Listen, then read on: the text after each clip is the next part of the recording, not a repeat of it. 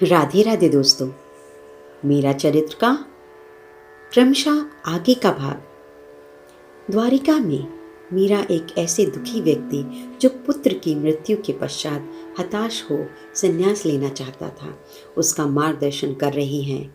मीरा ने उसे समझाया कि इस तरह की परिस्थितियों से आए क्षणिक वैराग को आप भक्ति का नाम नहीं दे सकते।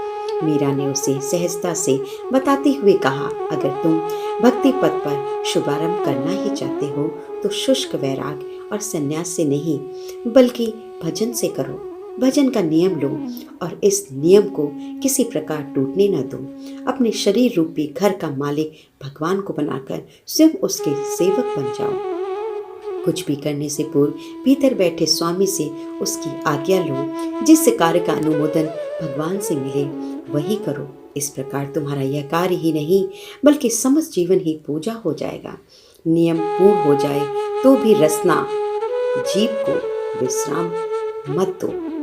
खाने सोने और आवश्यक बातचीत को छोड़कर जुबान को बराबर प्रभु के नाम उच्चारण में व्यस्त रखो। वर्ष भर में महीने 2 महीने का समय निकालकर सत्संग के लिए निकल पड़ो और अपनी रुचि के अनुकूल स्थानों में जाकर महाजनों की वार्ता श्रवण करो। सुनने का धैर्य आएगा तो उनकी बातें भी असर करेंगी।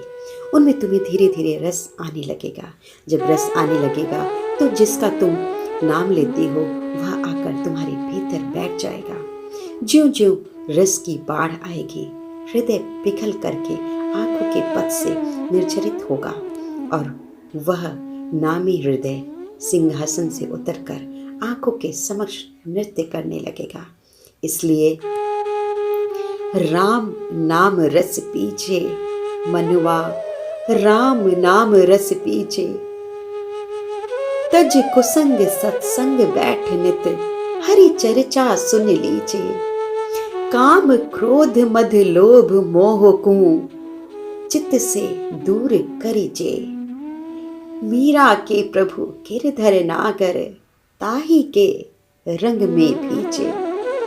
आज्ञा हो तो एक बात निवेदन करना चाहता हूँ, एक सत्संगी ने पूछा और मीरा से संकेत पा वह पुनः बोला, जब घर में रहकर भजन करना उचित है अथवा हो सकता है तो फिर आप श्री चरण मीरा रानी जैसे महत्वपूर्ण पद और अन्य समस्त सुविधाओं को त्याग कर ये भगवा वेश, ये मुंडित मस्तक देखिए, जिसके लिए कोई बंधन नहीं है, जिसके लिए घर बाहर एक जैसा है, ऐसे हमारे लिए क्या नियम। महारा पिया हम महारे हिवड़े रहते हैं, कठिना आती जाती मीरा रे प्रभु गिरधर नागर, मग का जोवा नित दिन राती।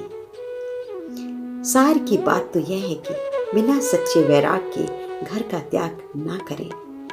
धन्य धन्य हो माता। सब लोग बोल उठे, क्षमा करें माता, आपने फरमाया कि भजन अर्थात जप करो। भजन का अर्थ संभवतः जप है, पर जप में मन लगता नहीं माँ, उसने दुखी स्वर में कहा।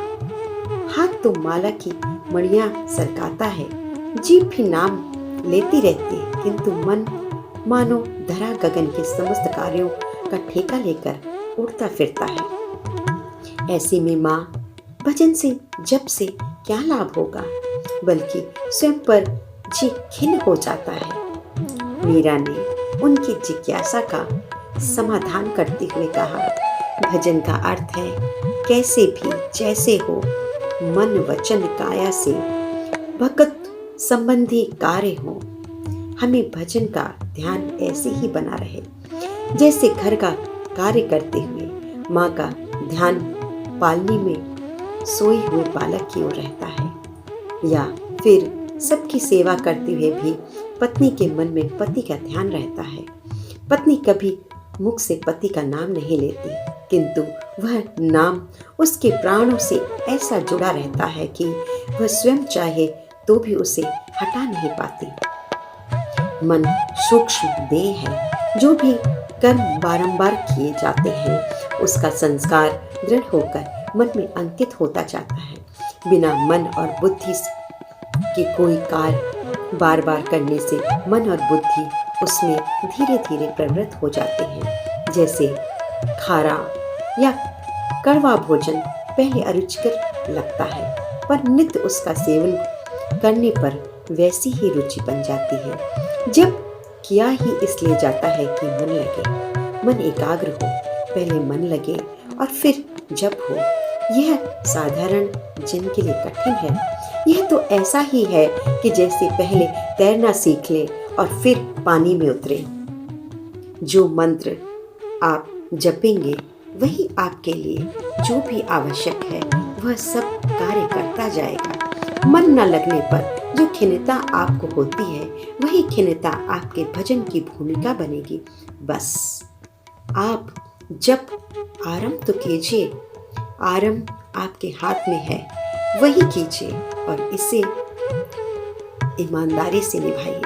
आपका दृढ़ संकल्प, आपकी निष्ठा, सत्यता को देख भजन स्वयं अपने द्वार आपके लिए खोल देगा। राधे राधे दोस्तों। अगला भाग अगले इतवार।